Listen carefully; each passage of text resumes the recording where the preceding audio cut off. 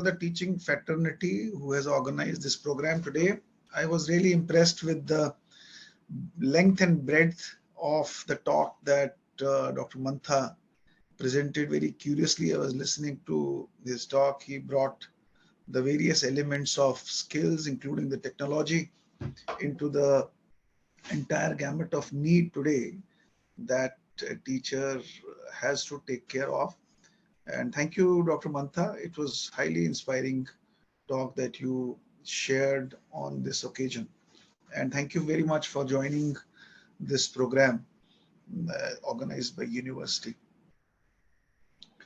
So I was thinking about what Professor Mantha was talking about, and then it was suddenly striking my mind that given the contemporary times, what should be the role of teacher? What actually teacher does? In when we look at our entire history and our ancient period, the role of teacher, to my understanding, has been a person who actually helps the birth of a mind of an individual. You know, children who are born and they are small toddlers, they were handed over to gurukuls, to teachers. And the basic premise with which they were handed over to teachers was that teacher will help and shape, create and nurture their way of thinking. And I think this role of teacher has not changed even in contemporary times. The environment has changed, the technology has changed, the systems and processes might have changed. But this fundamental role of teacher, of how to help and shape and nurture the thinking, the minds of young students, it has not changed. The methods may have changed, but the objective with which a person comes and joins the teaching profession, this basic objective has not changed. I think our ancient education went beyond this purpose, not only creating the birth of or helping in the birth of mind. I think the ancient education and the teachers moved beyond this. They moved into the realms of helping a student to realize who they are. Like our Bhagavad Gita or our ancient scriptures talk about the individuality of each children or each individual is different. What we also call the Vyaktitva. I have forgotten that shloka in Bhagavad Gita, which talks about the individuality of each children, each individual, which is very different. Every individual is very, very unique. And by that logic, by that shloka, the 7 billion population are the 7 billion worlds walking on this earth. Because every individual carries a world inside himself or herself. So what happens in the modern world is when we are born, instead of being able to see that world inside us, we get more influenced by the world that has been created around us, and we forget who we are. It's like you have a lotus flower and a rose flower, and everyone today is very much impressed with the rose flower's fragrance, its beauty, and everyone forgets the existence and the uniqueness of lotus flower. And in that rush, everyone wants to become a rose flower. Now that was the role of our teachers, our gurus, to help everyone understand that who you are. If someone is a lotus inside him or her, they have to realize how to become a good lotus. And rather than getting influenced by the societal pressures of becoming a rose. And that's what's happening today. And that's where the teachers have a very bigger role to help each individual recognize who they are. And that's what the ancient education actually did. And for that, we had different levels of teachers. We had what we called adhyapaks, shikshaks, then you had acharyas, upadhyayas, and then you had guru. And each of them had a different role to play. And the gurus were the ones who actually helped these youngsters to connect and get aware of who they are. That was the moment of self-realization, that who you are. And that's what Sri Krishna in Bhagavad Gita creates, that moment for Arjuna to make him feel who he is, who he really is, which he calls Nijita of Arjun. That when Arjun drops his weapons and says, instead of picking the weapons, I would like to become something else. And that is when Krishna tells him, this is your individuality. You are born to fight. You are a warrior.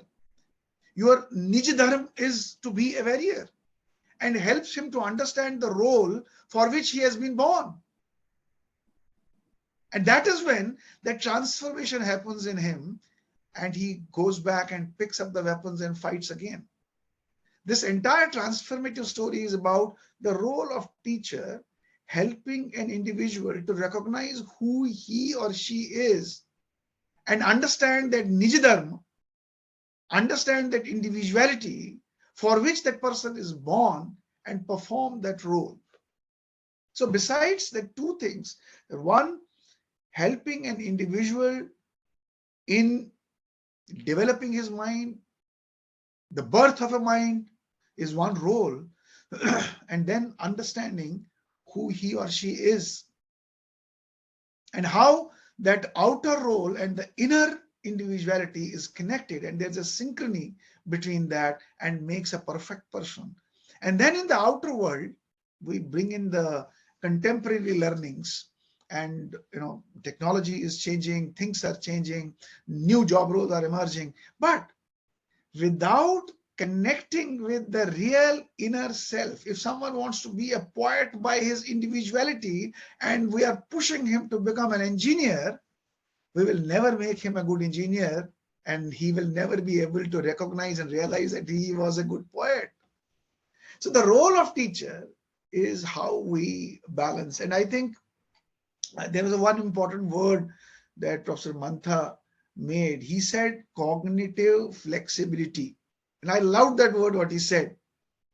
That how we are able to inculcate that sense of cognitive flexibility among our children by helping them to become adaptable in all the situations. Now, it's very easy to say the word cognitive flexibility. It's as difficult for a teacher to really practice his methods by understanding the uniqueness of everyone and then inculcating that sense of cognitive flexibility. But there is equally a bigger challenge in the contemporary world, that is cognitive dissonance.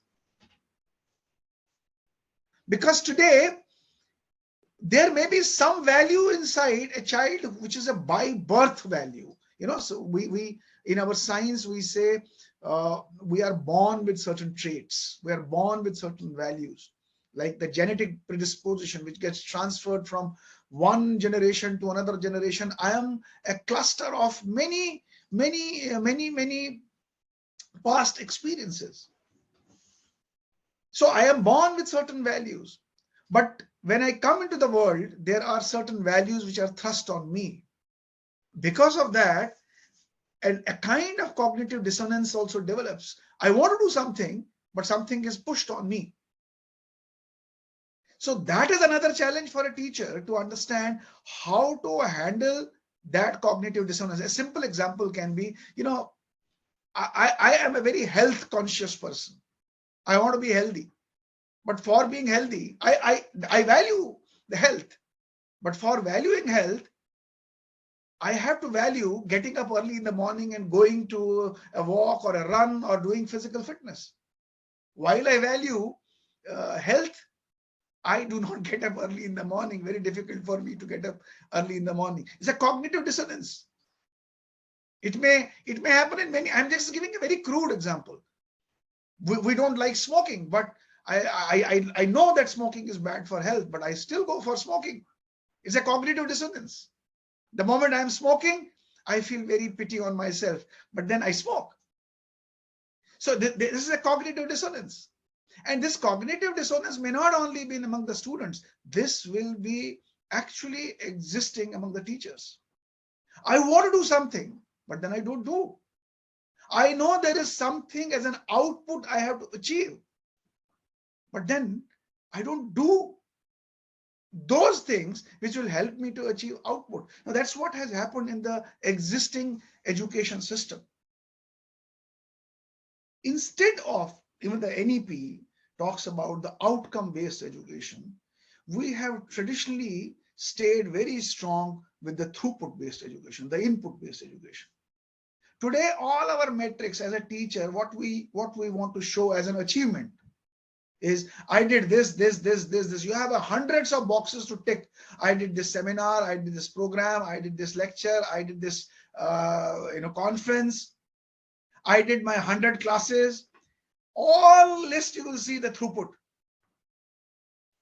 But there is a dissonance between the throughput and the output that I want to achieve. There is no focus on output. There is no measurement on output. There is no monitoring of output. There is no effort put in defining that output in more quantifiable way, and then working on backwards and aligning my values with that value. To me, I sometimes feel that there must be a kind of reflect, act, react, enact, and reflect. It's a process that I find is more cyclic. You have to reflect on what you want to achieve. We talk about the program outcomes, learning outcome, performance criteria. We have to reflect what actually they mean to us in any program as a teacher.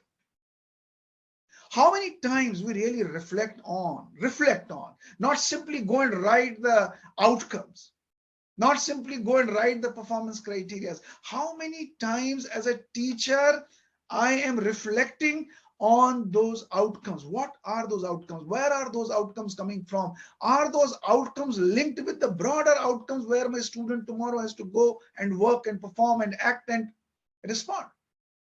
So how many times I reflect on that? And based on reflection, I act on that. And that action is, I work backwards. There may be certain values which may be preventing me, but how many times I manage those values and work backward and act.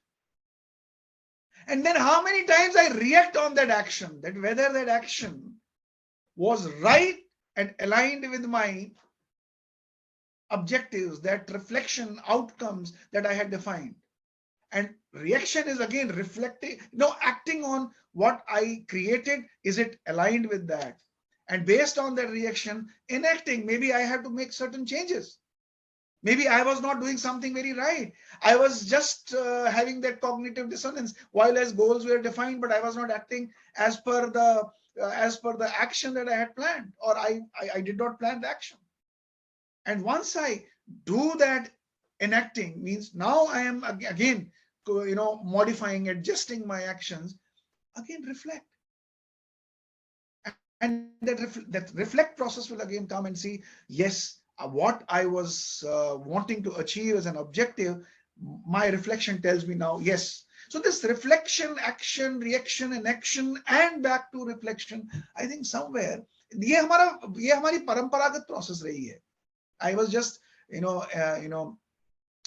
speaking this in my own language, but otherwise ये जो हमारी शैक्षिक पद्धति रही है, इसी प्रकार की रही है.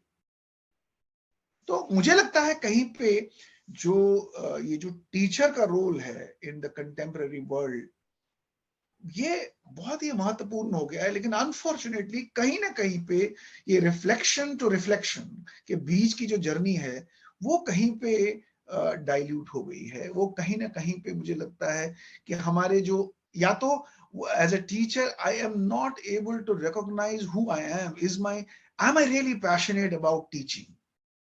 And as a teacher, am I really passionate about helping minds to take shape? Am I passionate about helping people to recognize who they are? And am I passionate about transforming through this process their lives? And transforming their lives will shape not only them, will shape the society, will shape the nation, will shape the world.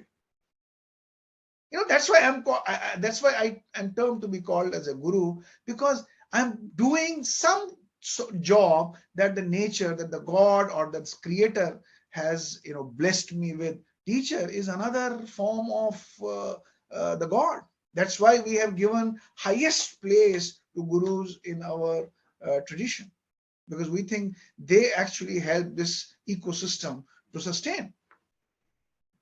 So to talk a little bit more about it, I think we as teachers also need to be reflective on ourselves and learn certain skills. Like Dr. Mantha talked about many things on technology and many things which are a little bit more behavioral aspects. I think there are certain leadership skills among the teacher and teaching community as well that teachers need to focus.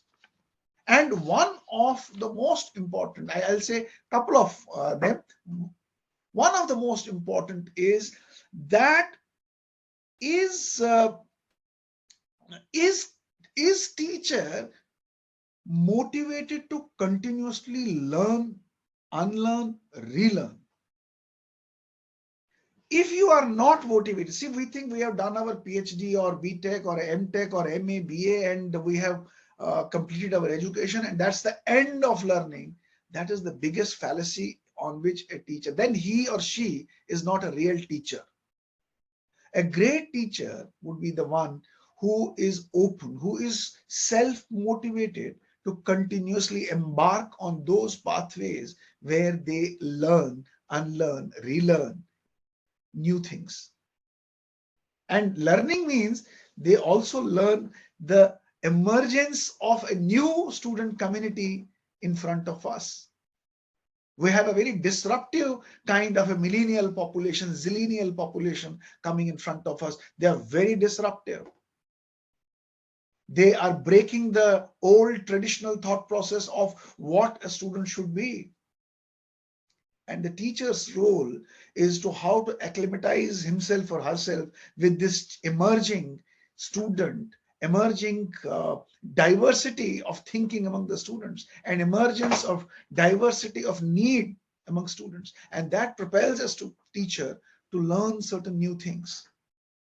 But the fundamental value of a teacher, if someone is really into a teaching profession, to me, is by the time a person who is into teaching profession takes his last or her last breath, they must be continuously motivated to learn, and learn, and then how to unlearn that and how to relearn. And that is the core skill I find. Besides this, there are other skill sets, like, for example, unless a teacher is empathetic, unless a teacher puts his or her shoes in the shoes of the student. Today, we are getting so many students. I was yesterday, day before yesterday, hearing from someone, they cannot communicate.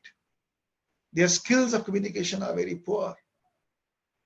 We know that that's a problem, but we can't leave them like that.